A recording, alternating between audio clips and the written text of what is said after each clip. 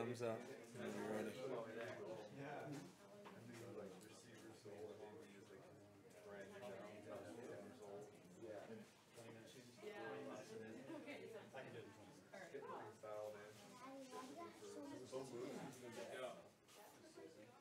Ryan has to get up. Robin's going to introduce you then.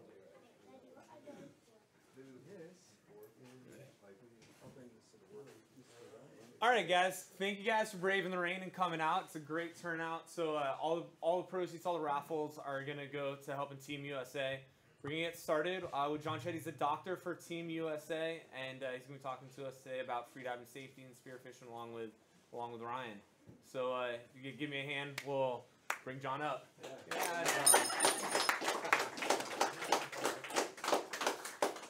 So first of all, thank you everyone for coming in this terrible weather, and we appreciate it. Everything, if you do donate, everything is going to go to the divers, not to the superficial guys like me and the team captain. And so if you can just think about them, because we know they live on shoestring budget and they train constantly. I know Ryan's going to go to Portugal probably 2 months prior to the competition so that he can scout, and that stuff's expensive. You know? In Europe, they pretty much subsidize these people. So anyway, I'm going to try to get all this done in 20 minutes. Sometimes I talk a little fast. If you have any questions, just raise your hand. Feel free to interrupt me at any time. What I'd like to do is show a brief video that will only take about 5 minutes. I think maybe some of you guys seen Ryan. You probably saw it a few years ago when I did a similar presentation at Palm Beach Freediver. So just excuse my back for just a minute. See if I can pull this up.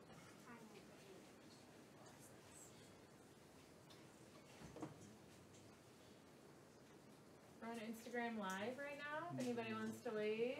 Hey. This is a typical competition. This was, I think, in Curacao in 2012 or 2013. And what I thought I'd do is show a video, and we're going to go through all the terrible things that possibly could happen to you as a freediver spearfisherman, and then we'll talk about how to prevent some of those things. We're going to talk about training, but who's ever been to a competition? Anybody? These freedivers. I know Ryan has. Actually, I've got some other video that he's not in it. But this is they're doing a breathe up. This is Nick Mavoli. Nick's going to do, I think this is a 84-meter free immersion dive. It's the first time he did a free immersion where he just pulled down a rope. This guy is a very talented freediver. It's not going to last too long, but I think you'll appreciate everything that's going to happen. So on the surface, he's doing his breathe up. He's getting his heart rate down. He's going to take a couple of peak inspirations, and he's going to flip over, and he's going to slowly pull himself down the line. So the way we've got it set up is that's a judge here. That's his coach over there. She's the Brazilian national champion. That's another judge here.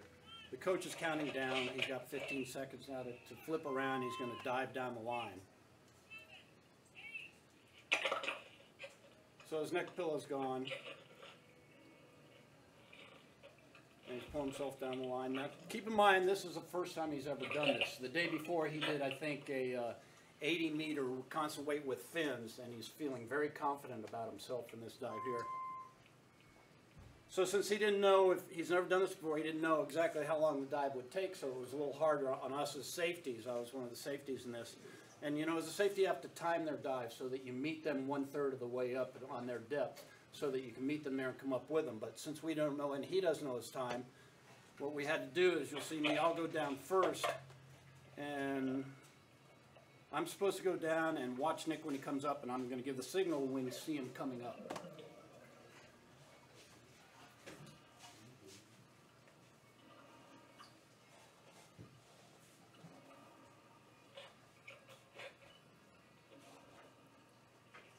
This is in Curacao. The visibility is not bad, but it's not quite as good as the Caymans.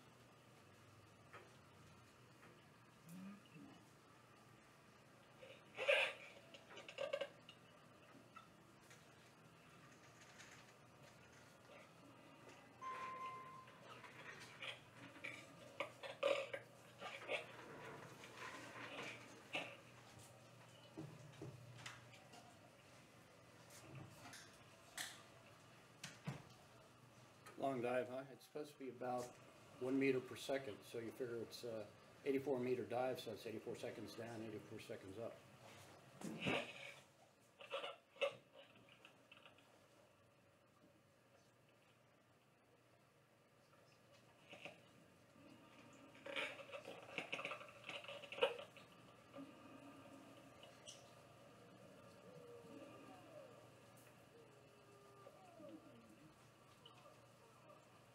So you can hear the tank divers down there. These are the guys with the non-rebreathers cheering him on, so he's getting close to the plate. That's what you hear in the back. It kind of sounds like whales.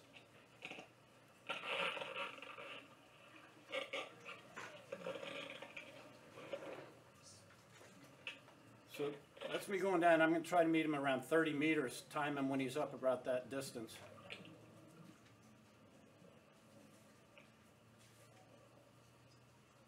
A little ear lock there, so I had to pause for about 10 seconds.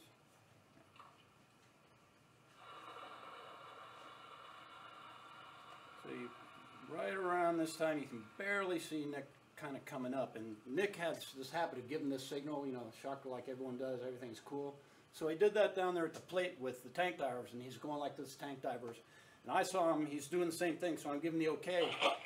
But watch what happens. So we have a counterbalance system. And somebody taps me on the shoulder, I come up, and all of a sudden when it come up, I see they've got the counterbalance dropping. Now we have two other safeties down there. Now watch what happens to Nick.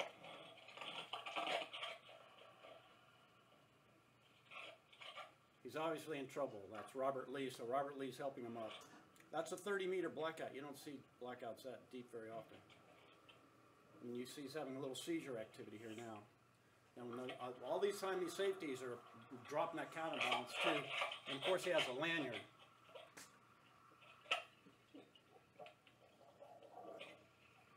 You gotta wait for it. This gets really interesting in a minute here. Keep a good eye on the safeties and keep a good eye on the close-up of Nick.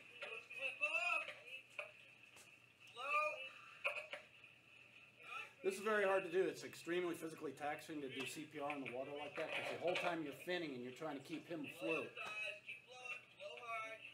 So that's the blow, tap, talk that they teach you in your intermediate and courses.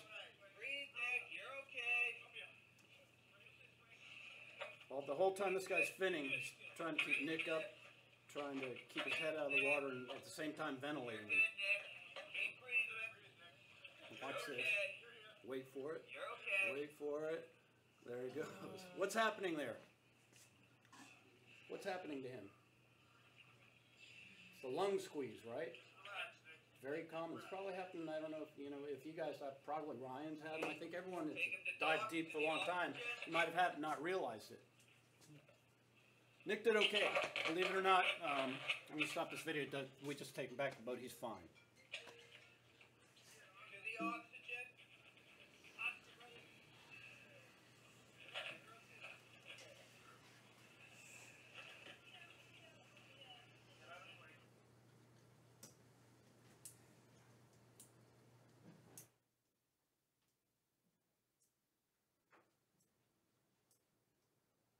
So can you explain a little bit about what that is? I'm going to explain all Okay. that in just a minute. Okay, cool. But I'm a little blind, so I got to find this here.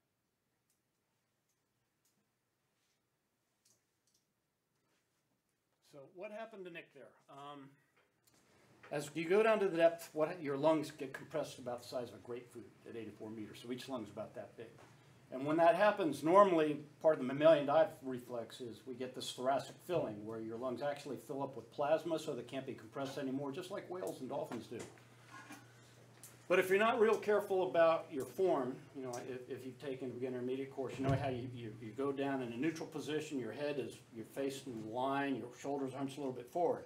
If you're looking at the bottom like that, or if you're, for some reason, screw up your form, then I'm going to go into it later, that because of the anatomy, you can get bleeding inside your lungs, and that's what happened to Nick. And the reason, but why did that happen to Nick? Well, that's a good question.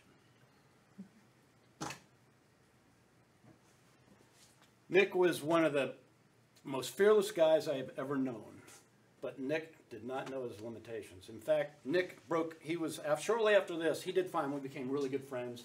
I disqualified him from that tournament, and he couldn't dive again for another week. Shortly after that, he became the first American to break 100 meters, which is a big milestone. But the biggest milestone was that he died a year later in Dean's Blue Hole in a similar dive.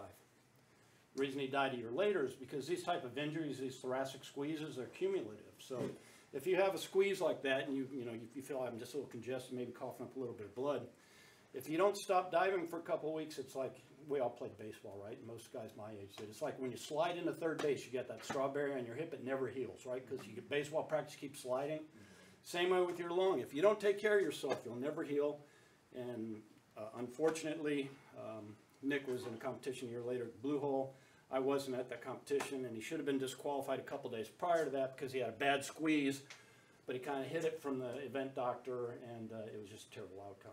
And you know, he came up, and which is also why you watch your partner when you're spearfishing when they come up for how long? At least 30 seconds, right? Happens every year. Somebody comes up, they say, I'm okay, I'm fine. Their partner looks, yeah, he's okay. Watch them 5 seconds, turn around, looks back, the guy's facing the water. If he's overweighted, he's sinking down to the bottom, because you usually don't pass out immediately because it takes a couple of cycles for you to get that PO2 up and get your saturation up. And what happens initially, your blood pressure drops, so you say, I'm fine, and then before you know it, you're out of it. That's why you watch them for 30 seconds when they come up. And everyone dives with a partner, right? Everyone. But you got to know, how do you avoid that? You got to train, you have to have safety, meaning you have to dive with a partner, and you have to know your limitations. And Nick just did not know his limitations. What happens when you dive deep like that and your lungs get compressed? This boils off. So you have, at the surface, you have, this great big volume. You go down and you have all that pressure of the water, 2, 3, 4, 5 atmospheres, and your lung gets smaller and smaller and smaller. So you got the same amount of oxygen, but it's compressed in this whole space, and it's in contact with your alveoli and your blood, so you're oxygenated pretty good, right?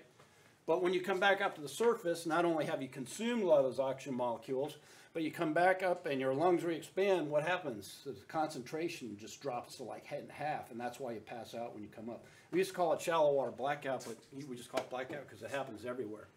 But if you train for that, if you do your proper training, it doesn't necessarily have to happen. So what happens to your lung? This is called the carina, and that's relatively immobile. So when you don't use really good form and you squeeze your shoulders back, you look down like we all do in spearfishing. We don't go straight down a rope, right? When you drop in spearfishing, you're looking down. As you're going down, your head's up like this. This is the bottom. You're like that. You're looking around. Even with variable weight drops, Ryan, you're looking for fish dropping, right? Yeah. I'm trying to stay as tough as possible, for sure. And that's dangerous, right? Because you don't have that good form. When I go very deep, people ask me how I hunt, and I tend to sit on the bottom instead of lay horizontal. If you lay horizontal, you're all stretched out like this trying to hunt. But if you sit, you're a lot more, which is good advice. So what happens there? These are your alveoli, these are your lungs. These things fill up with blood, they fill up with plasma fluid. You come back up, that's what happened to Nick when he died. He came up the rope and you see him, he's got these purple lips and he's got this 1,000-yard stare and he's just not making any sense. He was on the surface for 45 seconds before he passed out. He didn't do a surface protocol and he lays back like this. And he just couldn't respirate, even though he had chest walls moving. There was just no air. He just wasn't getting oxygenated. It was all full of blood. That's where it usually starts. We used to call it, that we would try to differentiate between a trach squeeze and a thoracic squeeze or a lung squeeze, and you really can't. I mean, you're coughing up blood. It's almost impossible to tell where that's coming from. But that's essentially the pathology. Those things fill up with plasma, fill up with blood. You're not using good form. Those capillaries are very fragile. And then those capillary walls burst, blood leaks in there, and you're out of competition for a couple of days at least. This is a CT scan of a Brazilian guy who was going for his instructor certification. And all this white stuff in there, that's all blood inside of his lungs. He did fine eventually, but how do you prevent it? Everyone, you know who this is? Ryan does. That's William Trubridge, right? The greatest diver in the world. You don't get that diaphragmatic flexibility, automatically. This guy is trained for 15, 20 years, and he never goes deeper than like 3-meter advances, which is a new AIDA rule and regulation ever since Nick died. But this guy, he eats impeccably. He doesn't drink. He doesn't smoke. He's pretty much vegetarian. I think he occasionally eats fish. But you train constantly to do that. If you get that diaphragmatic flexibility, you're used to, that's called glossopharyngeal insufflation. Do you guys teach that in the intermediate course? Do you teach packing? No. Good. Because I'll show you why you should pack unless you're at this stage of training. But once you get to this stage of training, you can tolerate those depths. Because what he's doing there, he's simulating depth at 50, 60 meters. Because he's blown all his lung out. He's got his diaphragm way up there, and he's kind of he's actually, even sitting on the land, he's almost at 40, 50 meters just because of the pressure in training he does on his lungs like that.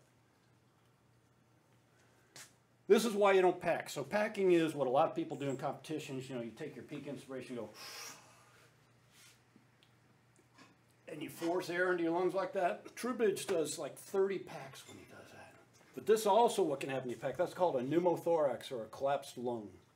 So if you're, you know, you're feeling pretty good about yourself, you've taken some diving, you got the intermediate certification, you see these guys, and you start packing, just keep in mind. This also happened, I don't know if you're at that, at the Blue, at Trubridge's competition when that guy was packing and collapsed his lung, had to be flown out, didn't even make the competition. So I'm just trying to show you everything that can happen to you. This won't happen to you because you're knowledgeable about it now. But yeah, I got to stick a tube in this guy and you got to re-expand his lung. That's glossopharyngeal insufflation. Anyone know what that is?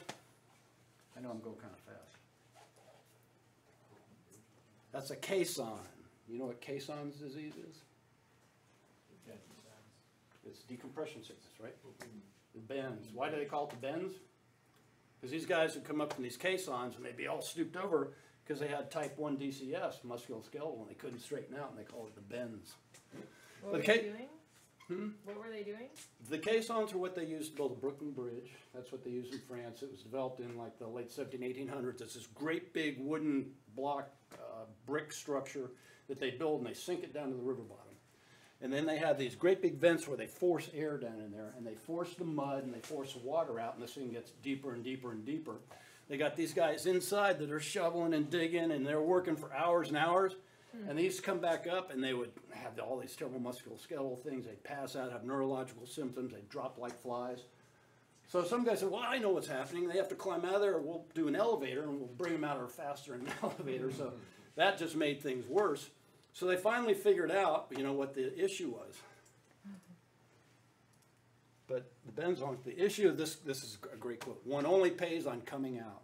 So you can go down as deep as you want, stay as long as you want. You're only going to pay when you come out or come up, right? That's the bends. That's decompression sickness. So can freedivers get DCS? Absolutely.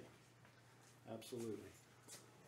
In fact, some of you probably had and didn't realize it. The most common symptom of DCS type 1 is shoulder pain.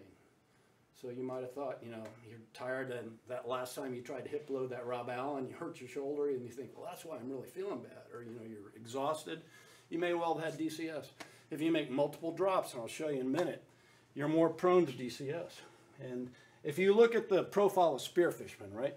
This, if you look at your watch, you know how you can create these profiles for how long your surface interval is, how deep you drop. Typical spearfishing profile is, you guys, we're going home, we get out there, we don't warm up, you know, you're out there, I don't know, 40, 60, 80-foot ledge. You're dropping down, you see a fish, you're coming back up. You're doing maybe a 3-minute surface interval, dropping down, you're coming up, back up.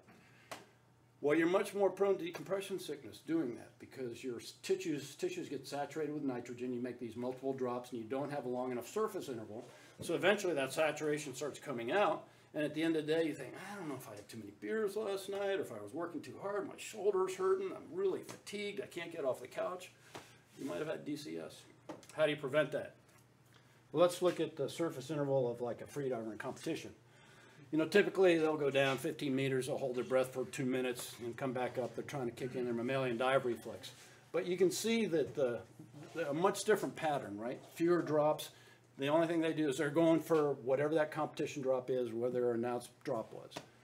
That's a big difference than what we do as spearfishermen, right? So we're much more prone to DCS, and it does happen. So be aware of that. And the way you prevent it, like the rule of thumb is if you're spearing at 80 feet, you should really do an 8-minute surface interval. You know, Ryan's not going to do that, and they're not going to do that because that's too long a surface interval, right? But that's the only way to be safe. 80 feet, just remember, around 80 feet, 8 minutes is what you should do. Also, don't be this guy, right? This was a patient of mine in the Bahamas. I was like the island doctor for 6 years in the Abacos. And this is the class. We all know, first of all, that sharks have an undeserved reputation. We're all in the water with them all the time. And they really are harmless. The guys I know that have gotten bitten, like Anthony and this guy, it's almost always an accident, right? But even if it's an accident, it can happen. This is, you know, typical kind of newbie spear guy in the Bahamas. Gets in the boat with his 5 or 6 buddies. They get to the spot there south of Green Turtle Key, and everyone gets out of the boat and goes in different directions. This guy, you know, wings a barracuda. This guy misses a black grouper. He shoots a hogfish, but everyone's in different directions. And there's blood in the water everywhere. Nobody's communicating. Nobody's keeping an eye on each other. So this guy shoots a hogfish like we all do, and he's chasing him down because it was a swing. It wasn't it was a swing, not a pole spear. And he catches him, and he's driving the sling through, and he's, you know, on his stomach with his feet up like that. And he says, it felt like a freight train hit me. And sure enough, this bull shark just about took this guy's leg off. When he came in to see me, he was like pale and diaphoretic and tachycardic. He obviously did fine. But, you know, be aware and dive with someone. Look, watch, keep out their back. You know, communicate. Like, you know, I killed a barracuda, got off. You know, I see sharks there from the distance. The sharks in the Bahamas, I think, are a lot different, don't you, Ryan, than they are over here? Sure. They kind of stay in the periphery. They're harder to see. Here, you know how the bull sharks are. They come up and sniff you like a dog, and you know they're just trained. If you strum a band, they're there. Don't be that guy. In all honesty, though, this poor guy had drowned. This tiger shark, he was long passed away before that happened. This was given to me by a friend of mine that's in the Bahamian Defense Force. I saw this going around the internet, and somebody had lied about what had happened. The shark did not kill that guy. Don't be this guy. That is a wide excision of a melanoma from a guy who grew up in St. Petersburg Beach in a Catholic school, and every June they used to drop me off in the beach. Me and everybody else in grade school with me got in the big yellow bus. They dropped you off at the beach. You were there all day long with nothing but a package of hot dogs and a case of warm Coca-Colas. And at the end of the day, you loaded back up in the bus. And we used to do this every year. And I'm paying for it. I mean, I'm fine. That was like 4 years ago. But protect yourself from the sun. You know, what's more likely to happen to you? A shark bite or, you know, sun damage and skin cancer. And don't be this guy. What's happening here? He's being gaffed in the wrist, right? Right? This was in one of the Palm Beach. Alessandra, you remember that, don't you? I know that boat. Yeah. I was thinking about that boat. I know that boat. Oh, shit. This was Palm Beach Freediver. That's why he moved away. That's some bad mojo right there. So what do you do? Yeah, Right. definitely. What do you do when you got a fish on? Say you got a cobia. You think he's dead. They're never dead, right? As soon as you get in the boat, they're all over the place. They hand you the gaff. You gaff the fish, and then you hand the gaff to the guy in the boat. Don't let the boat guy gaff him, because that boat's going back and forth. You're in the water. The fish is going crazy. He had some real issues. Got him right in the radial artery. So don't be that guy either.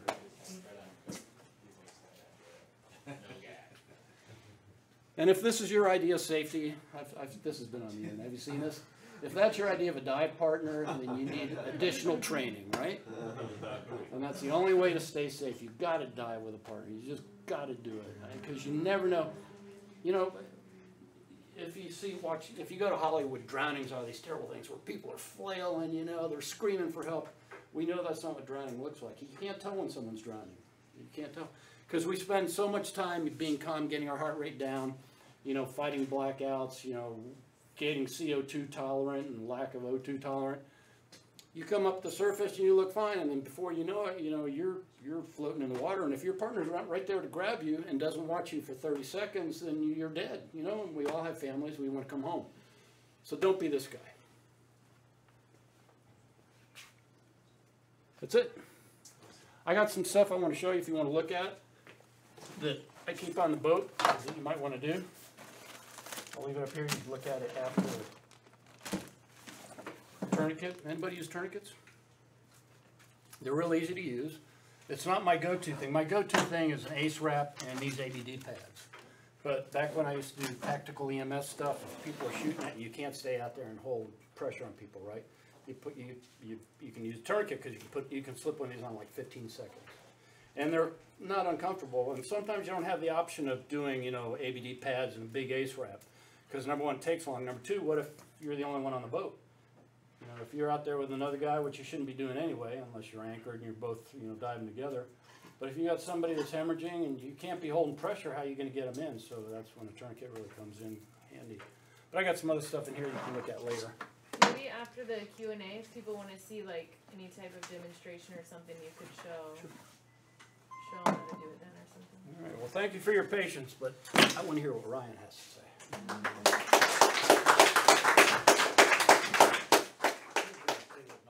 Hey guys, well, thank you so much.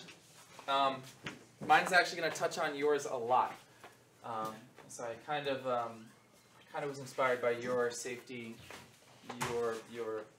seminar here to touch on something that has I've noticed a lot, and I've started teaching in my own classes, and it's that the one up, one down system is phenomenal and works great on the line. And so many of us leave class and we're in a completely different situation than we are in the line.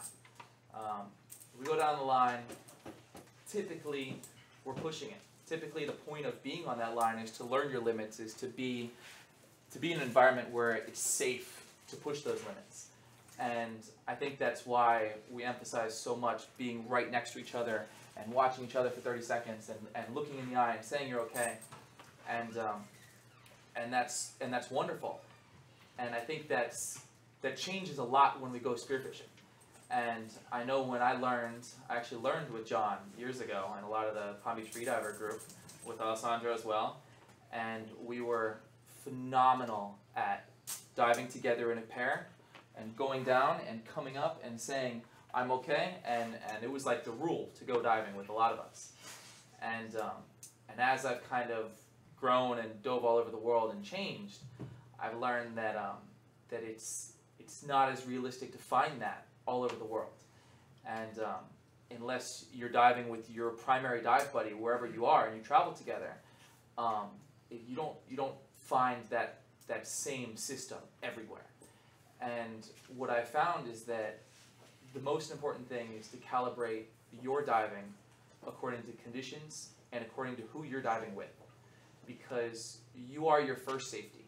You are the first person in charge of your own life. You know, your backup is your buddy's your backup. And you know, I tell these kids on the Gulf Coast, I just taught a course over there, and I'm like, you guys dive with a reel, you guys dive with a flow line, and they have a reel. I'm like, how are you guys watching each other in 70, 80 feet with a reel? You know, the water's dirty, you only got 15, 20 foot of viz. This is not what we would do in Palm Beach at all. You know, when I remember learning out here with Mike Ice, and you know, one of the best places to learn is this 60, 70 foot high reef out here where there's just no fish. And it just seems like you're always drifting with nothing going on. And that's the best time to be like, hey man, and you hit your buddy, and you're like, watch me. I'm gonna push it. We're gonna see how long I can stay. You're gonna watch me. And I think that's super important for how you progress, because I'm telling people all the time, like, you have to push your limits a little bit. That's how you learn. Like, you're not gonna get any better if you do the same. You know, you sit on your flasher like Toby for 5 years, and you go down to 30 feet and you come back up. You have to go to the bottom. Like, you have to learn to hunt, but you have to do it in a safe way. And that's all about calibrating according to the conditions and the people that you're diving with. And that's really how you learn. I mean, I go all over the world, and people think I'm super deep, and I can go, you know, just because I'm on a 130 foot reef, I'm going to go to the bottom and tell them what lives there. And I'm like, no, man, it's dirty, or I don't feel well, or, you know, I'm tired, or whatever. And you can't rely on that buddy all the time. It should be, but you're first. You're your first safety, is what I'm trying to say.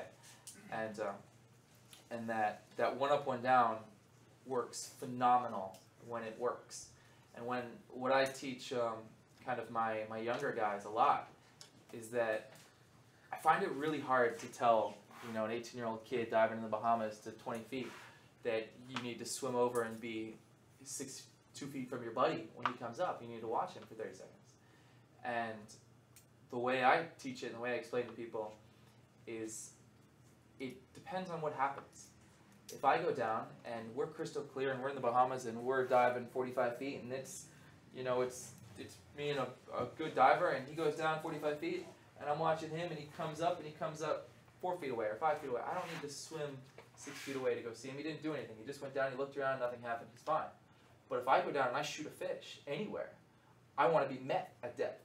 You know, there's a difference between like how much energy you've done and if you've taken a shot or if you've chased a fish or if anything. So, you know, Sam's my safety all the time, and she's not 2 feet away from me every time, but if I fire the gun, she's swimming down and meeting me. You know, you've learned that there's times where just being a foot away waiting on the surface isn't good enough either. And it's all about just adjusting to the conditions and to how you're feeling and to kind of what happens out there. So that's my safety piece.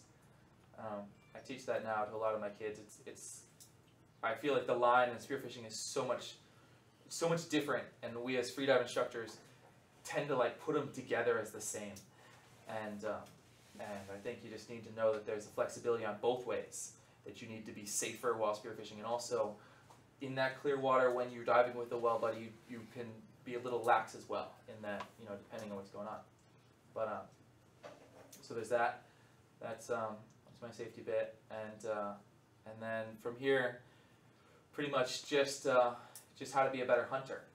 So I don't know where we're at as a group hunting, but I find that most of us kind of, especially Palm Beach divers, especially out of our region here, a lot of us go out and we're just kind of swimming around. You go down, I know Toby does it a lot out here on the reefs. You go down and you look around and you're just kind of gliding, you're just kind of looking, and it's okay, but I find you'll do way better always hunting from the bottom.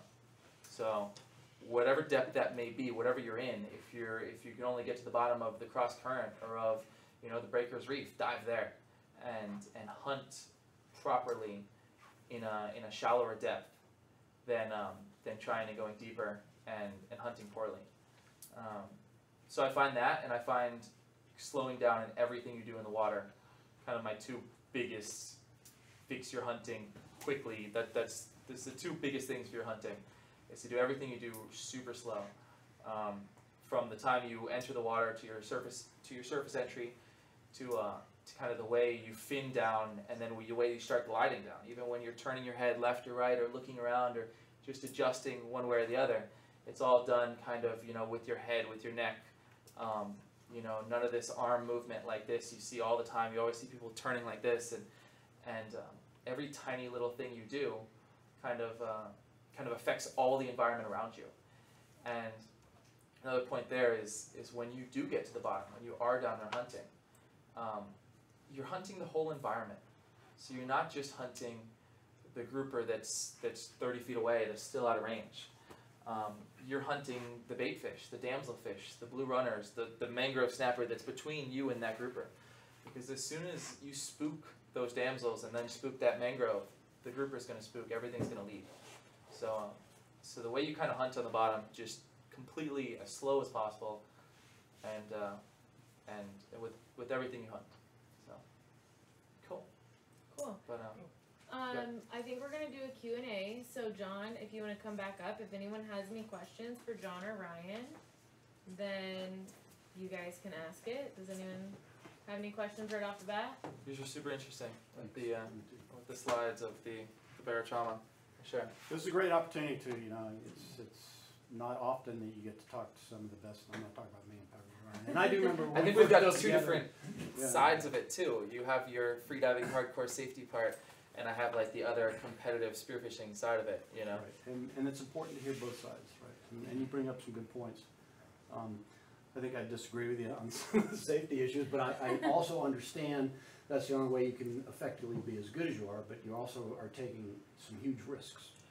Yeah, but I didn't mean it like that. I meant more that the you know, it goes both ways as far as like the way you adjust your safetying for spearfishing.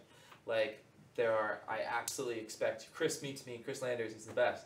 He will meet me all the time. I fire the gun and he's 30 feet down there waiting to drag me. He drags me up all the time and I'm like, I'm fine, but I'll take the free ride. But he also he isn't a foot away from me when we go down and check the flasher at 30 feet. You know, and that's kind of all I was trying to say, is that adjustment based on, you know, kind of what's going on, you know, is what helps you more realistically safe to each other. You've dove around the world now with a lot of competitors and Yeah. high-end competitive freedivers and Yeah. spearfishers. What have you seen that they do different while still keeping safe, or in most of the cases? I don't know. I don't know what. I guess. I mean, most of the Mediterranean guys, for example, they dive solo to Yeah. 30, 40 meters the whole day. I guess They don't care about it. They don't want anybody with them. that's very true, and I guess one of the things that might help them is I think they've got a lot more experience.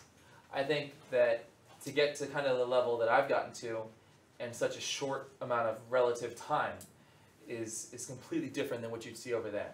I think those guys that would be kind of at the depth and range that I'm diving at took them 30, 40 years, and I think maybe they have a lot more experience than somebody like me. And I think part of that is the free dive training is growing up with the access to the instruction and being able to go to the Blue Hole and learn from TrueBridge and you know, take a class here when you're 18 years old, whereas, you know, it took them a lot longer to learn that, I think. I think that might be a little part of that. So I think that it's a good thing if you don't want to improve your depth too fast. Yeah, I mean, I think... Unless, I mean, you have professional needs for that. No, I think we should all learn the way kind of... I think it's kind of crazy now that anybody starts out and can go and in 2 days go to 60 feet and in another 4 days go to 130 feet and you can, you know, I'm taking a guy to, you know, you can go and shoot a tuna tomorrow having never, you know, shot a spear gun. And, you know, I grew up with a little 3-prong and the jetty shooting, you know, things that I thought might have been mangrove snappers, you know, and just all kinds of little things. And I think we've lost a lot of that now, and I think that's part of where a lot of the experience comes from. But I still went a lot faster than I guarantee the Europeans have. You know, it took them a long time.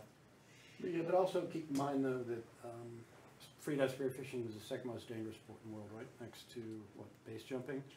And one of the reasons is because in the Med they do dive 40 feet. They get DCS at the drop of a hat because of those head dives, and they drown all the time. But it's up. We need to just make it a safer sport. It's just got to be a safer sport. But in order to be as competitive as Ryan is, you know, you got to give and take a little bit. It's kind of amazing over there. I don't think you hear about a quarter of the things that happen. I got bent over there training, and nobody wanted me to talk about it. You know, the competitors, everybody was kind of upset that I, you know, said I had an incident. It was almost like I was blaming the championship or the federation or something, and it wasn't at all. It was just me out there sharing what happened. You know, and I think that's a lot of over there. I think it's very, very hush-hush. You know, they would never say that they had a blackout or anything. It's all very secretive. So. I have a question. What do you do, or how do you limit yourself? Like, if you're the best diver on the boat, I'm not speaking from experience, but if you're the best diver on the boat, what do you do? Do you limit yourself at all? Do you only dive as deep? I don't. Sounds like no. No. So I've dove with a lot of guys. For, you know, Adam Hall, he's my textbook example of this. Adam Hall, I met him, and he could not dive 3 feet. And he would come my boat every single day, and he had taken a class, and he knew how to safety, and he was my safety, and he understood it. But he was available every day, and he never saw the bottom for like months. But we would go out in 80, 90 feet, and I would do my dives, and he'd be there when I came up, and he would do his turn every time we take turns, and he'd go down 30 feet and come back up. And he'd be super happy, and you know, 3 months later, he was, you know, doing 80 feet. And I think that's, so yeah, I usually don't cover it. It depends. Yeah. What do you recommend other people do? I would say the best way to learn is to go with people that are better than you. I say that's how I learned. I actively seeked people out that were much better than me, and you know, it got harder and harder the kind of more I advanced, and then I would travel to it. I mean, I've gone to the Blue Hole just to train with Will. You know, I've gone to Hawaii just to train with Kurt. You know, and everybody does it differently, and you can learn all the different things, but it's hard to learn from your buddies if you're all the same level and if you all stay there. You know, I see that a lot here, that you kind of stay doing the same, you know, Jupiter deep ledge shark thing for years, and you know, you never learn to kind of hunt. So I got a question for each of you guys. So John, start with you, man. So you're saying that 80 feet for 80 minutes. I think that's a good 80 feet, 8 minutes. 8 minutes. 8 minutes. I'm sorry. And then, so do you take a minute off for what, like every 10 feet do you go shot? So let's say 30 feet. Yeah. If you look at the literature, they're saying 30 meters, 8 minutes, but I think you're safer at 80 feet, which is less, much less. Yeah. 80 feet, 8 minutes, 90 feet, 9 minutes.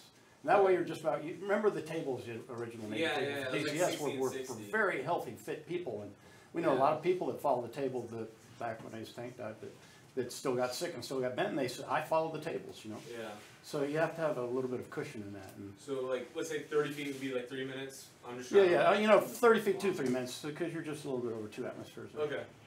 Okay, sounds good. And then, and Ryan, so I'm all about like the hunting on the bottom on program, especially in the Bahamas. My question to you is like, how do you balance moving?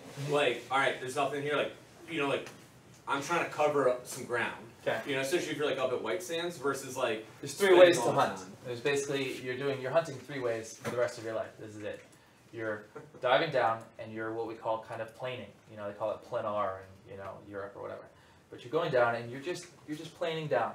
And you're not kicking. You're just maybe a little bit to kind of stay, but it's a glide. So you're going down and you're gliding, you might cover that area. Okay? That's one. You do that all the way to the bottom or all the way until you can't go anymore. We do that a lot for doggies. You go down and you just glide all the way until you can't anymore. Go back up. Do it again. Or you're doing a spedo. You're going straight to the bottom and you're staying right there, dusting. Or you're doing a guado, which is you go to the bottom and you're crawling across the bottom. And it's all a left-handed action. You go down, you move, there's no finning, you're not scaring anything, and you're moving across the bottom. And a lot of times they can be combined. So you might go down and hit the bottom and a guado over to a better spot. Maybe the wreck is 20 feet away and you couldn't quite plane over there, or maybe you just landed over here and you'll guado over there. Okay, you're not going to kick over there because everything's going to leave. Crawl over there and then maybe you're doing a spedo. You sit there for a second, dust a little bit, fish come to you, go back up. But pretty much those 3 ways. I mean, when you're talking to white sand, you're covering distance on the surface. Yeah. And that's surface covering, and just swim until you see something you like or see a fish or whatever.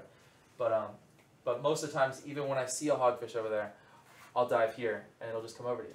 And you end up with much better shots, much higher percentage shots of a fish approaching you instead of a fish that's running away. For sure. So you're doing like all 3 of those. All 3 of those, using, yes. Like the bomb is like, Yeah, you're not like, absolutely. all right, we're in this spot. This spot's really good for that. It's No, all it has to 3. do with if I land on this side of the rock and I want to be on that side of the rock, I'll Gotcha. crawl over there. And you're just You know? planing down to where Yeah. you want to do. Yeah, it's so important, this kicking on the bottom thing that we see all the time. And you go down and you kick across the bottom or something, and it's like nothing. You have to think of it in terms of when you hit the bottom, you're scaring everything away, and you are waiting until everything comes back. Gotcha. And if the more things you do, the longer it's going to take, or the further they're going to go away. You know, so. Have you Sorry, I don't want to like monopolize, Go. but I've seen a lot of people starting to use like fish clickers and stuff like that. Are you trying to be like silent, or are you trying to like? Depends on the fish. Depends on the fish. But I prefer the grunts and the clicks, the grunts and the dusting, and Gotcha. there's certain places where you scrape the rocks and the shells and stuff. But I think the click is a little bit foreign for most of the environment. They sound pretty loud underwater. Yeah. But you know, there's places I don't grunt either. Can't grunt out here, you get eaten. So it depends on where you are.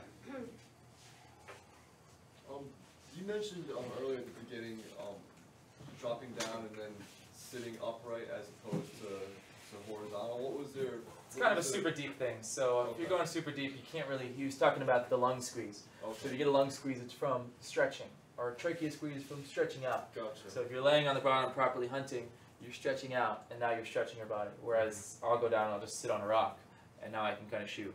You know, because I can't do it any other way. You couldn't lay flat. Gotcha. Fred, did you have a question? Yeah, to touch on what you guys were talking about with the surface interval times, I'm extremely guilty of leaving at daybreak and coming home when it's dark. So I try to do 2 to 3, maybe 4 minutes in between my drops.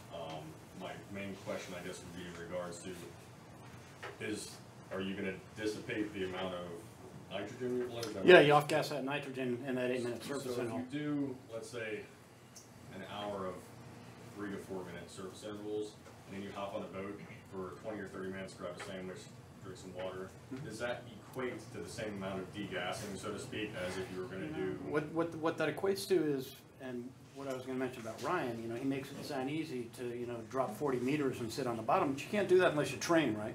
Yeah. And part of that training is the diaphragmatic flexibility, learn kick in a million, dive reflex. So it depends on your state of training. If you're a guy like Truebridge, you know, you probably don't have to do quite the lengthy surface intervals because, you know, first of all, his body composition is totally different than ours. He's has different chemoreceptors, so his body is adjusted to CO2 levels, O2 levels. He off-gasses his nitrogen better. He's got a bigger spleen. He's got a greater red cell mass. You know, people that train, and you know, Ryan's probably approaching that too. But it depends. My job here is to be certain that I'm preaching what the safest you can possibly be.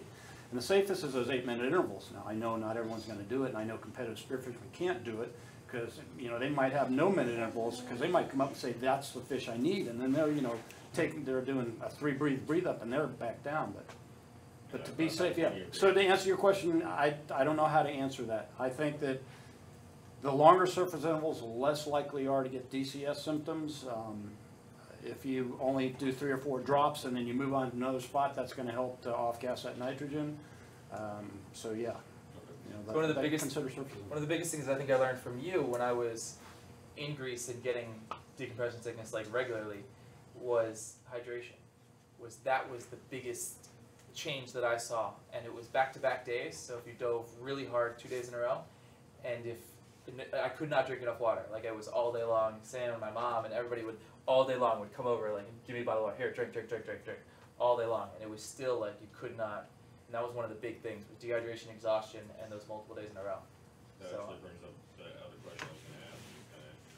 When you touched on that, I have a habit of downing tons of water. I'm out there all day.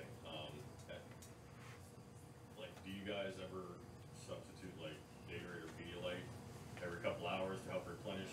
Because I tend to catch myself doing tons of water.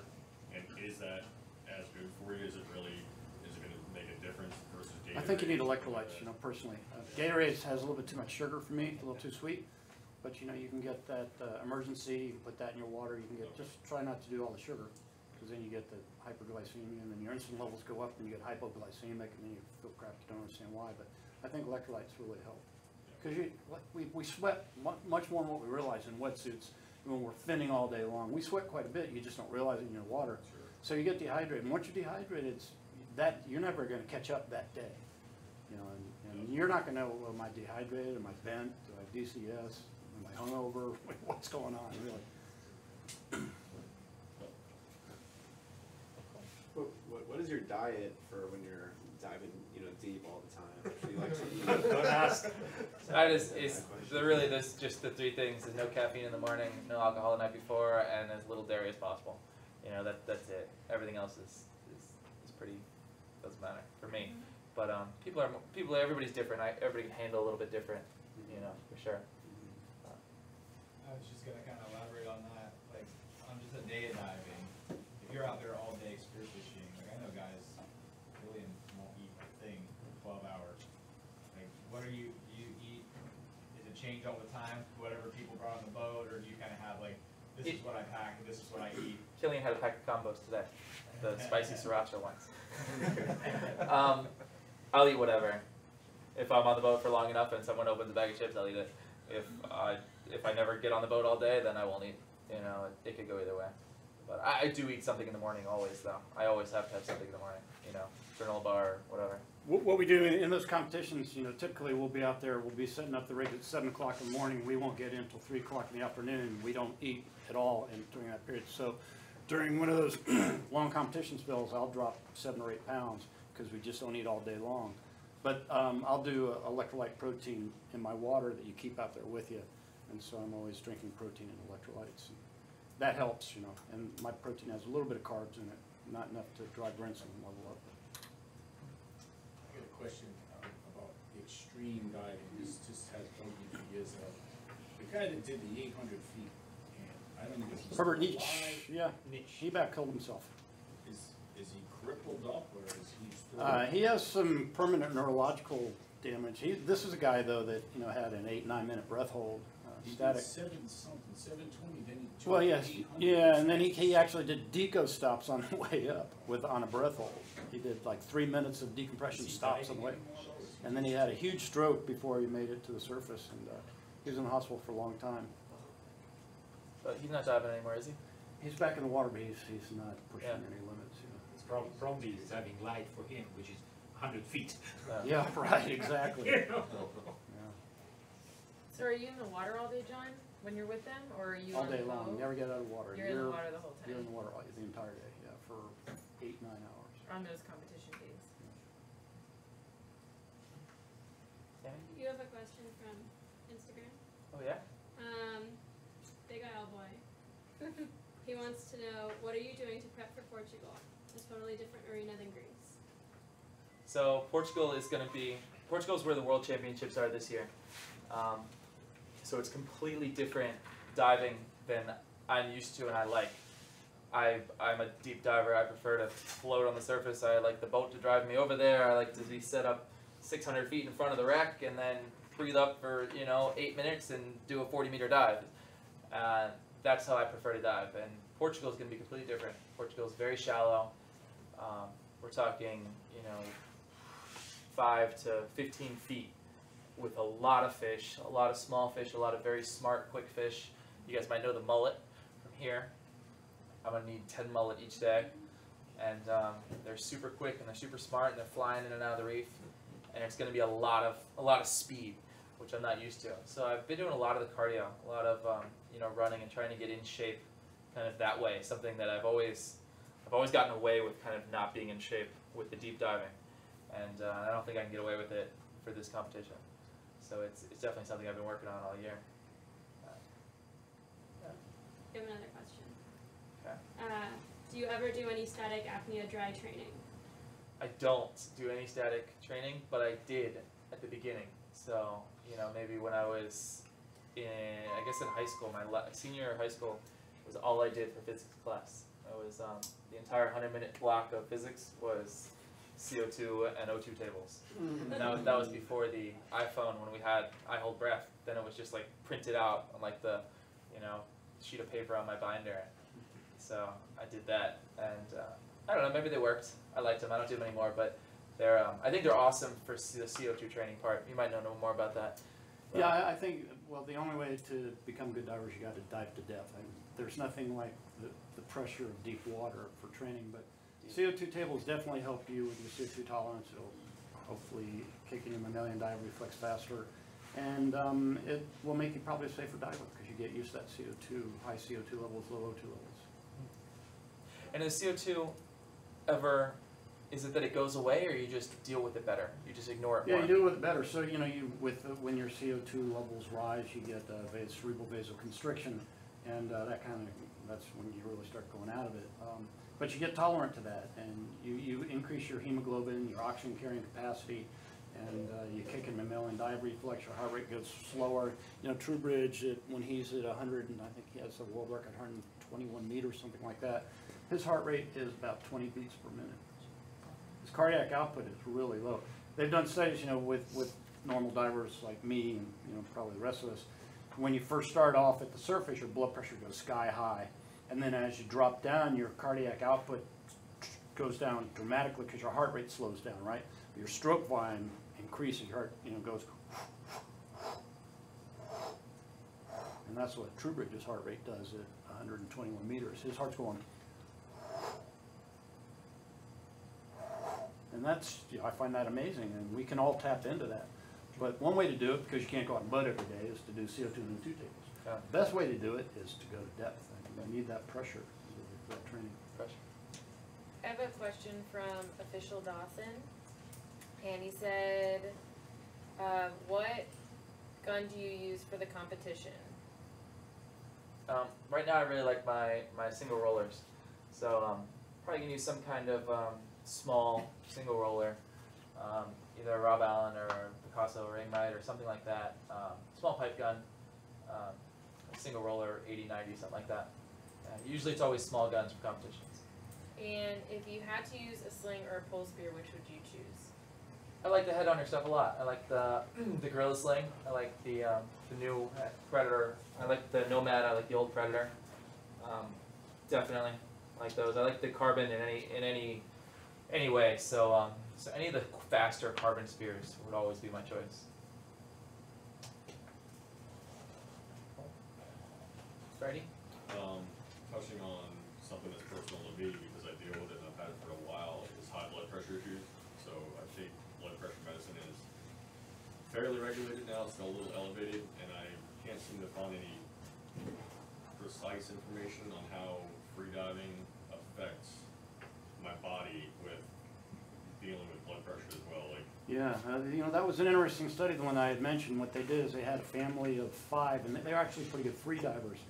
And they did arterial catheterizations. They put them in a chamber, which, you know, that's a big sacrifice. You can put a catheter in your artery, put them in a chamber. They had plethysmography, and they dropped them in the chamber down to, I think, 40 meters. And at the initial start of the dive, their blood pressure was, you know, dangerously high. I'm talking about 180, 190 over 110. And then as the pressure gradually increased, the mammalian dive reflex kicked in, their blood pressure dropped and dropped and dropped because that cardiac output drops. So, you know, there's 2 questions here. Is free diving bad for your blood pressure? Probably initially it is. But also, if you're a free diver and you live the lifestyle and you train constantly, and you do interval training, and you do the cardio, and you do whatever weights you need, and you eat right, I mean, that's better than any medication in the world. So that's a tough question to answer. Yeah, it's going to affect your blood pressure, but if you do the lifestyle and if you want to stay in shape because you like to dive and you want to stay alive diving, then you're going to get healthier and healthier. We have another question. What fins and weight do you use? I use lead. Oh, for the fins? I like the European style of fins. I like the carbon, kind of super soft. There's a bunch of different ones I like, but the XTs or the Moanas or the Alchemies or anything that's in that, you know, soft Euro style, you know, a fin is definitely. I really like to have those pockets. I think those are kind of a game changer, better energy transfer. Yeah. And how much weight do you use? I use like 5 to 6 pounds. Yeah, 5 to 6 pounds, depending on the suit. It's about with a 3 mil. I think it's really important. One of the skills that I think we get in the freedive class that we might lose or not understand completely is that need to change your weight constantly. It's not like you did your freedive class, you went to 30 feet, you checked your weight, that's what it is forever. You add a heavy weight, you add a heavy knife, you take off a weight. You know, you have a new suit, you add a weight. And I think it's super important to learn to test your own buoyancy at that 33 feet with your watch or with a buddy's watch or with whatever you need to do.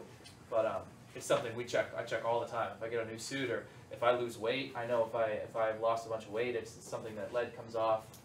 And being overweighted is something that doesn't affect you so much in the shallower depths, but pushing it into that 60, 70, 80 foot range, it really, really matters. You really notice that 1 pound heavy coming off the bottom from 70 or 80 feet. And you just use the lace through weights. Yeah, regular weights. Yeah. Maybe what you should answer Justin's question for what I should be doing for training. There's no doubt in my Said mind something that about we the should all be interval. doing interval training, Interval you two training. friends. Yeah. So if you have issues like hypertension or if you're really trying to get in good shape, you need to do interval training. So what interval training is you can do it you can do it on a treadmill, you can do it on a Stairmaster, you can do it swimming, you can do it running. You start off at a 2-minute warm-up where your heart rate's maybe 60% of your max. Then for 1 solid minute, you're going to run as hard as you can, use the Stairmaster as hard as you can, swim as fast as you can for a full minute, and it should be such difficulty that you feel like you're going to puke or you're going to have a heart attack and die. But that's the degree of difficulty for that 1 minute. And then you go back to that 1 minute warm-up interval, and then you do another peak interval. You do 8 of those peak intervals. It takes about 22, 24 minutes to do that total workout. And in doing that, you create what we call flow-mediated vasodilatation, where your arteries become really compliant. You know, you don't get stiffening, you don't get hardening, and you get what we call shear stress. And they both work to create a compliant, good, healthy coronary artery system. And it also creates what we call EPIC, excessive post-exercise oxygen consumption, where you tend to burn more calories throughout the rest of the day than you would with an endurance exercise like, you know, running for 2 hours or jogging. But you've got to really get that heart rate up close to 80, 90, 100% of the max with each one of those peak intervals. And if you do that interval training, mix it with, you know, resistance training 4 times a week, you probably get off most of your blood pressure medication. That's the best way, as far as I'm concerned, to get in shape. But to get in diving shape, you got to drop to depth. You got to experience the you know, that monkey that's that lying bastard that they call it, where, you know, you drop to 40 meters, you think, my God, I'm out of air, and you know you can hold your breath for 3 minutes, right? And that's just, it only took you 40 seconds to get out there, and all of a sudden you say, I can't breathe, but it's that lying bastard, that what they call that pressure effect of your system. You got to get used to that. The only way to do that is to go to depth, but you got to create a good cardiovascular system to do that. So you had mentioned earlier something about diving with real guns and not seeing your buddy. Like in the case that you're doing that and you can't see your buddy as a safety diver, do you kind of go down like halfway so you can actually see them, or you just wait on the surface and tough. It's super tough. It's the only answer, and I tell the kids this. Sam's not allowed to use a reel. I said, you don't get a reel for years. I didn't get a reel for I don't know how many years. I was still diving with you. I guarantee I had a float line. You know, it's something that I think is an advanced skill. You have to be willing 100% to not hesitate to drop your gun. I mean, there's no such thing as hey, maybe I'll take my knife out and cut the line because it's tangled, or I shot a fish and it spooled me right there. It doesn't work. So you really have to be 100% okay with dropping that gun. So I think it's an advanced skill. And I think at that point, once you get in the water in those conditions, you kind of know that it's back to that kind of calibrating. You almost have like an alone mode, and your buddy's there, and you hope, you know, you land right next to each other. You're trying to go down and come back up, but to go down and kind of watch each other is kind of unrealistic. I mean, you're getting ready for your next dive. You know, who knows, if you're diving 60 feet even and you got 20 foot of is, then you're basically diving too, you know, if you go down to 40 feet. So it's tough. It's something that the only real safe answer is a float line. I mean, that's why I tell all the Gulf Coast kids, all the young kids with their parents that come, I'm like, get rid of that reel. That's the first thing you do, you know, if you guys want to actually watch each other. You know. There's a trick in this. You can use a gun with a reel, but keep a float line to your belt. Yeah. And that gives you both safeties. You have a gun with a reel, you can use a reel and everything, and keep a float line to your belt. Water's dirty, you have the float line that says where you are. You feel bad, release the belt. You're going to get it up with a float line. Use both.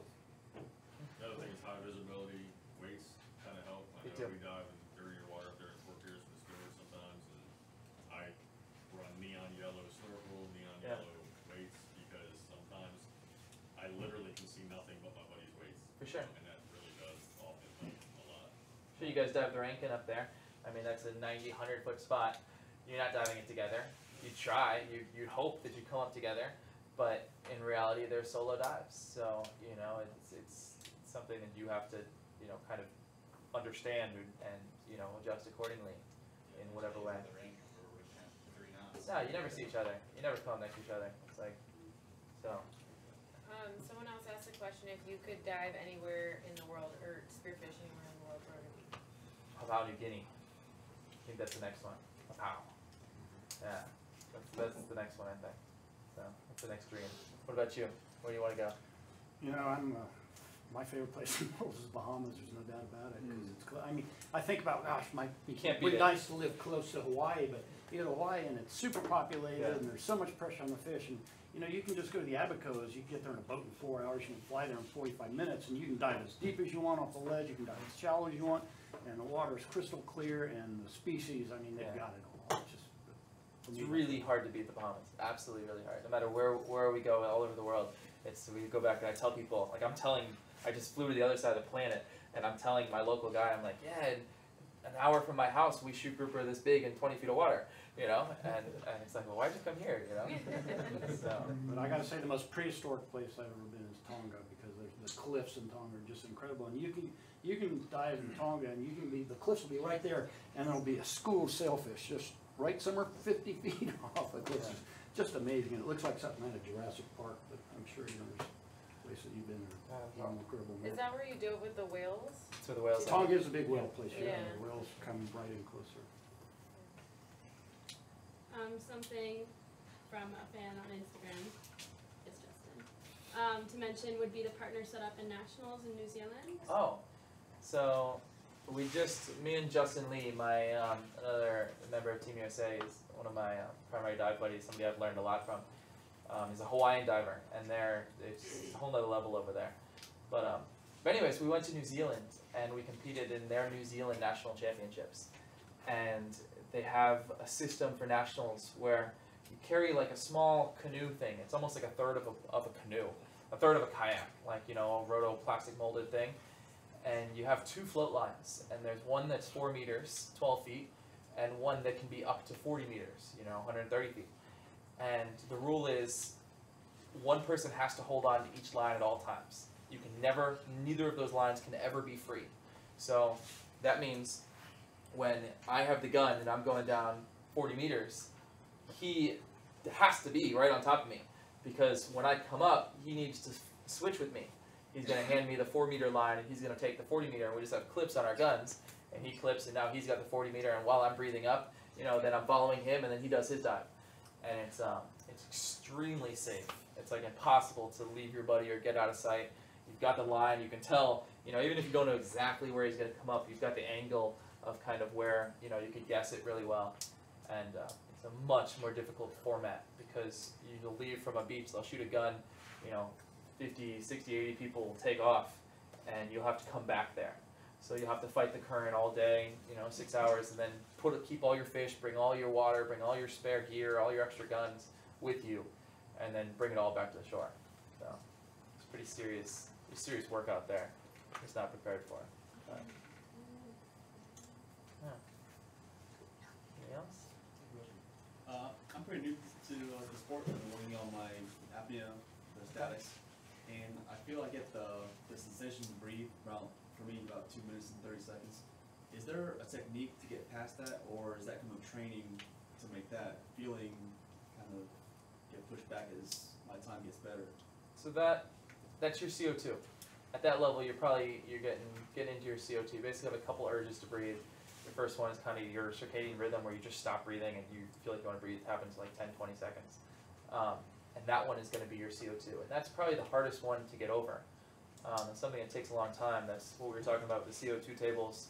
That's a big mental drill. It's a big mental, you know, just beating that pain, knowing that it's not real pain. I'm always whispering in my you know, buddy's ear when they're doing statics, you know, it's not real. It's fake. It's just gas building up in you. And I think, I don't know if you have any exercise or anything to get more tolerant to that. Yeah, you know, the Banda, is it Banda, the breathing exercise, right? The yogic breathing exercise, that's what Trubridge does. And Trubridge gets no diaphragmatic contractions ever. You know, he'll hold his breath for 6 minutes, doesn't get any contractions. Wow. But he just does this kind of Banda thing, you know, he does that glossopharyngeal exhalation, diaphragmatic flexibility, and he puts his tongue up like in the back of his throat and just puts himself in the zone, doesn't get contractions. But then again, he's been training forever. But there is yogic breathing that you can do, and that helps as well. And that's if you can't get in the water, but there's nothing like, you know, getting in the water at depth. What is that technique? What is it called that he does? It's a pranayama. That's a form of pranayama called Banda, where, you know, that's the diaphragmatic flexibility and the glossopharyngeal. But it's crazy look exercises. Look up pranayama breathing. And you do that. You make the sound with your tongue too on that one, right? Yeah, well, or with your throat. And you can. It's like what we do, grouper calling. You know, grouper calling when you're down at depth to get someone's attention. But it's like. But that's that glossopharyngeal insufflation where you're trying to pack in at the surface, which don't anyone do. I mean, if you're an advanced free diver and world class, maybe. But until you get to the point where you're not going to collapse a lung, that takes a lot of training. And then there's glossopharyngeal exhalation, where you actually pulling air out. You know, you do your 3 compartmental exhalation, and then bend over and go. And that's how you really get your stomach sucked up in there. But that's pranayama. I mean, he got that from 2,000-year-old exercises that yogis were doing, you know, back then. Pranayama. Okay, thank you. Dad, what about the negative hypoxic cardio? Like when I used to struggle with my CO2, you got me doing the negative hypoxic cardio, and that really changed my life. Breath hold walking and stuff. Yeah, exactly. Good point. Right. Negative, so exhale. Yeah. Or FRCs, which is functional, or FRV, functional residual volume or functional residual capacity, where That's another way of doing tables and it's very hard. So you take you inspire normally, and then you just expire, not a force expiration, and then hold your breath for as long as you can. And those tables, you have to cut those in half, but you'll notice your heart rate really drops doing those. I can sit here and I can do a functional residual exhalation, and in 20 seconds I can drop my heart rate down into the 30s. But I think that's a genetic thing. I mean, We did have another question. I'm not sure if you guys will know this answer, but they're looking for a recommendation for a good boat to spear from around $10,000 for 2 to 3 people. Like a boat to buy? Yeah. Craigslist? Just don't go along. Night moves charters. Night moves. Night moves charters. Night move charter. Over there. Palm Beach. Wave, Toby. Look up night move. That's right. No card or website or anything. Toby. Yeah. This is way too expensive. There's I a have question here What do you got? that might be relevant to recent spearfishing news. Ever seen a 100-pound cubera in 50 feet, or would you say that's extremely rare? I think that would be in reference to Luke Malis's fish. You see Luke's fish? Incredible fish. Definitely, they could be there for sure. For sure, I think there's at least one there. Yeah, we see them all over. It's a weird fish. It's a fish that you can see, super deep on the side of a wall, or you can see it up in the reef. They could be anywhere. So I don't think he was lost. I think that's just where he was at the time. How deep are they in Costa Rica? They were everywhere from 50 to 120. They could be all over. Where was Luke when he got that? What island? I can give you the point. No, that was Long Island. Yeah, That's what I thought. Long Island. That's where he lives down there. A pretty incredible fish. I dove that spot with him quite a bit, and it was just a fish of a lifetime. Never seen a fish like that ever. Should we do the raffle? Or does anybody have any other? Any other last minute questions? Yeah. Tied up. I got a quick one, man. Okay. So you're traveling all over the place scouting these competitions. Mm-hmm. How do you break up the area? Like, any tips on scouting? Whether that's someone going to the Bahamas the first time, or doing nationals in Tampa. So scouting is incredibly awful. It is basically all the work of going spearfishing without any of the fun. So all the cost, all the expense. You get your boat ready in the morning. You wake up super early. You want to be there at the same time as the competition times. So and basically you're just looking for fish. And probably no one else has ever done this here, where like you go out and you look for a fish and you don't kill it. And you're like, oh, hi, you're legal. I think you're 6 pounds. I write it down on my little thing and I'll see where you are. Maybe I'll scare him and see which hole he goes into, and then I'll write it down and then I'll leave and I'll go find 100 more and then I'll come back tomorrow and do the same thing. And it's kind of insane, but we break it up kind of, I don't grid pattern it. It depends on the area. Some of the areas are super kind of sheer, where it's not, you can kind of just do a shoreline or a certain depth or whatever. And it's kind of unbelievable because there's these tiny little random islands in the world where like I've done these competitions that I know like better than the local who took me there, better than the local guy who, like my buddy Fotis, who lived there for like 60 years and fished there since he was like 8 years old or something. I'm out there and I'm like, no, there's a rock here. He's like, no, there's no rock here. And I'm like, no, I can see it.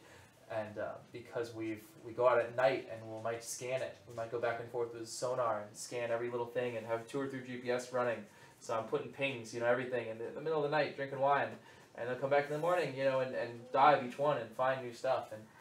And it's insane. But if I knew my own backyard, half or a tenth as good as I know, like the island of Syros, where Worlds was 2 years ago. If I knew of Sasha, though, as well as I know, some of the places that we dove in Mexico for, one of our Pan Americans, like it's unbelievable. Like I wish I could come here and work that hard and do that to Stuart, and find stuff that's out there that, there'd be nothing left. You would find every single, I explain to people, like Portugal, I'm on my way there and I get a local guy and I'm like, well, I don't really need a local guy to show me the spots. Like, you're not going to show me everything. and I'm gonna go find them anyways. There's gonna be nothing left. So you're blanket canvassing. We're blanket canvassing the entire thing. The entire thing. We will scan every inch. And in Greece, that was all the way out to like 70, 80 meters. So that was shoreline, zigzag, 70, 80 meters all night long. You got a thing running your track, and you're looking for a rock, and they come back and dive it. It's kind of crazy. I want to do it in Stewart really bad though, because there's so much stuff out there that I know we don't know. You know, you dive it with other people, but you don't, or you fish it or whatever. Cool. One more, Freddie. Go. First of all, I want to say thank you guys. I really appreciate personally you guys doing this. It's cool to be able to ask questions and peer reviews and stuff. So I'm really thankful you guys came out and did this. The last question I had was, and it kind of affects my diving, and I don't know if it's mind over matter. When I took my FII course, you kind of learn how to do the 6 real decent kicks, and then the flutter kicks, and then you float. I seem to do better, and I feel like I do better if I, like what you were saying earlier, super slow from the get-go. Like even on my drops from the top, I don't know if it's a spearfishing thing or diving competition, how it works, but is that truthful or is it just in my head? No, like you get better it's completely true. Okay. It's true in both ways. It's true in kind of your overall time that you're going to spend like in the zone, like in the strike zone. Like you're fishing a lure, you want to keep it at that depth or that area for as long as you can, And it's the same thing that if you're swimming down to 30 feet, and even if you're going slow, you're under the water where the fish live, and you're gonna stay there longer going slow, and you're gonna scare less away, guaranteed. I wouldn't be worried about getting anywhere quick. I know that when I started to learn to competitively freedive, it was always speed up. Will was teaching me all the streamlining and all the, how to really speed up, because you start to run into those hypoxic issues. But I don't think that's where you're at all. I think you're much better off. You're going to have other issues before you have those, I think. Yeah. Cool. So we have the raffle going. It's I guess the big one is a day diving with me and Toby, and on Night Moves Charter here out of Palm Beach. He runs a great boat here. He has happily donated a day. Raffling off for $1. I'll go diving with you, show you what I know, whatever. All the money goes to Team USA. Like I said, John here is our team doctor. I'll be there scouting for 2 months. The money goes to the divers, does not go to the doctor, doesn't go to the coaches or captain at all, because the divers need the money, and they're the ones that are broke all the time, right? So. We're always broke. That's how we get good. We don't have jobs. Well, cool. Thank you so much, John. Thank you, man. That was awesome. It was good.